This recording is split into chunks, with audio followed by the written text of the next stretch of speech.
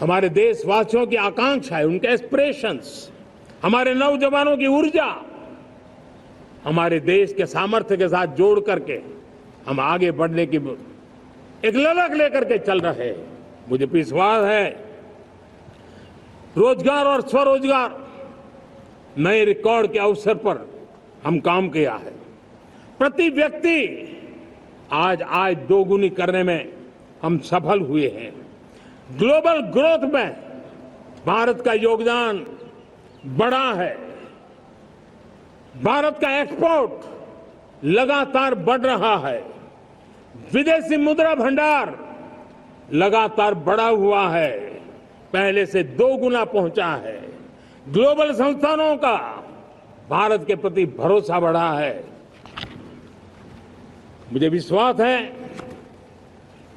भारत की दिशा सही है, भारत की गति तेज है और भारत के सपनों में सामर्थ्य है, लेकिन इन सबके साथ संवेदनशीलता का हमारा मार्ग हमारे लिए ऊर्जा में एक नई चेतना भरता है।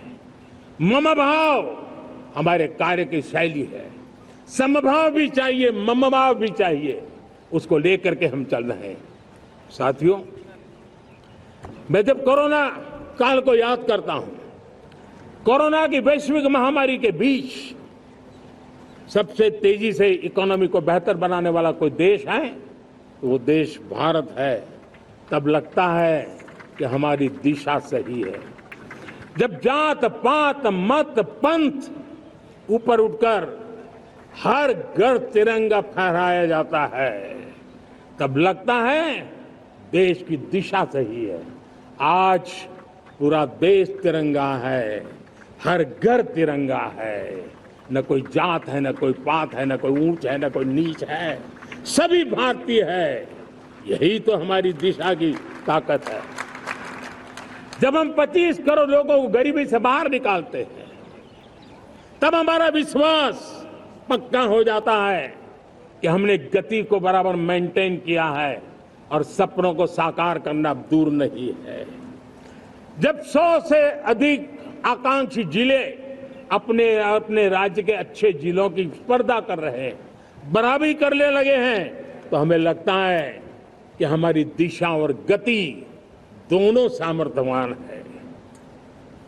जब हमारे उन आदिवासी साथियों को वो मदद मिलती है, पीएम जनमन के द्वारा उनको जो योजनाएं पहुंची थी, आबादी बहुत छोटी है, लेकिन बहुत दूर दूर इलाकों में छुटपुट परिवार रहते हैं, हमने उनको खोज के निकाला है, उनके लिए चिंता की है। तब लगता है कि संवेदनशीलता से जब काम करते हैं तब संतोष कितना मिलता है। वर्किंग वुमेन के लिए पेड मैटरनिटी लीव 12 हफ्ते से बढ़ा करके 26 हफ्ते कर देते हैं। तब सिर्फ नारी का सम्मान ही करते इतना नहीं है, नारी के प्रति संवेदनशील भाव से निर्णय करते इतना नहीं, लेकिन उसके गोद में जो बच्चा पला है ना, उसको एक उत्तम नागरिक बनाने के लिए मां की जो जरूरत है उसमें सरकार रुकावट न बने, इस संवेदनशील भावना से उस निर्णय को हम करते हैं। जब मेरे दिव्यांग भाई बहन भारतीय साइन लैंग्वेज की बात हो या तो सुगम्य भारत का अभियान हो, उसको लगता है कि अब मेरी भी डिग्निटी है, मेरे प्रति देश के नागरिक सम्मान के भाव से देखता है। और पैरालंपिक में तो हमारे खिलाड़ी नई नई ताकत दिखाने लगे हैं। तब लगता है कि ये जो मेरा मम भाव है, हम सबका मम भाव है, उसकी ताकत नजर आती है। हमारे ट्रांसजेंडर समाज के प्रति हम जिस संवेदना के साथ निर्णय बना रहे हैं, हम नए नए कानून बना रहे हैं, उनको सम्मान का जीवन देने के लिए हम प्रयास कर रहे हैं, तब बदलाव की हमारी दिशा सही दिखता है। सेवा भाव से किए गए इन कामों का, जो त्रिविध मार्गों से हम चले हुए, इन कामों का एक सीधा सीधा लाभ आज उसके परिणाम के रूप में हमें नजर आ रहा है। 60 साल बाद लगातार तीसरी बार आपने हमें देश सेवा का मौका दिया है। मेरे 140 करोड़ देशवासी, आपने जो आशीर्वाद दिए हैं, उस आशीर्वाद में मेरे लिए एक ही संदेश है, जन जन की सेवा, हर परिवार की सेवा, हर क्षेत्र की सेवा और सेवा भाव से समाज की शक्ति को साथ लेकर के विकास की नई ऊंचाइयों पर पहुंचना, 2047 विकसित भारत के सपने को लेकर के चलना, उसी एक संदेश को लेकर मैं आज लाल किले की प्राचीर से हमें आशीर्वाद देने के लिए मैं कोटि कोटि देशवासियों का सर झुका करके आभार व्यक्त करता हूं। मैं उनके प्रति नतमस्तक होता हूं और मैं उनको विश्वास दिलाता हूं कि हमें नई ऊंचाइयों को नए जोश के साथ आगे बढ़ना है। हमें सिर्फ जो हो गया है वो संतोष मान करके बैठने वाले हम लोग नहीं हैं, वो हमारे संस्कार में नहीं है। हम कुछ और करने के लिए, कुछ और आगे बढ़ने के लिए और कुछ और नई ऊंचाइयों को पार करने के लिए हम आगे बढ़ना चाहते हैं।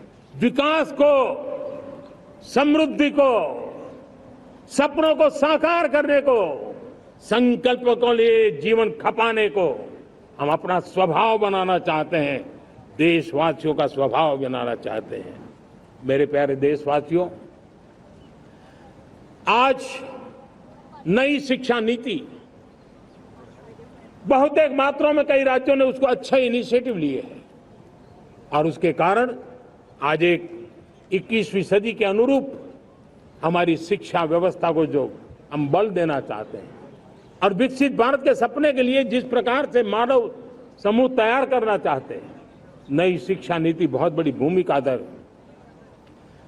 मैं नहीं चाहता हूं कि मेरे देश के नौजवानों को अब विदेशों में पढ़ने के लिए मजबूर होना पड़े। मध्यम वर्गीय परिवार के लाखों करोड़ों रुपया बच्चों को विदेश पढ़ने के लिए भेजने में खर्च हो जाए। हम यहां ऐसी शिक्षा व्यवस्था का विकसित करना चाहते हैं कि मेरे देश के नौजवानों को विदेश जाना न पड़े, मेरे मध्यम वर्गीय परिवारों को लाखों करोड़ रुपया खर्च करना न पड़े। इतना ही नहीं, ऐसे संस्थान निर्माण हो ताकि विदेशों से लोग भारत के अंदर उनका मुंह मोड़े। अभी अभी हमने बिहार का हमारा गौरवप्रद इतिहास रहा है, नालंदा यूनिवर्सिटी का पुनर्निर्माण किया है।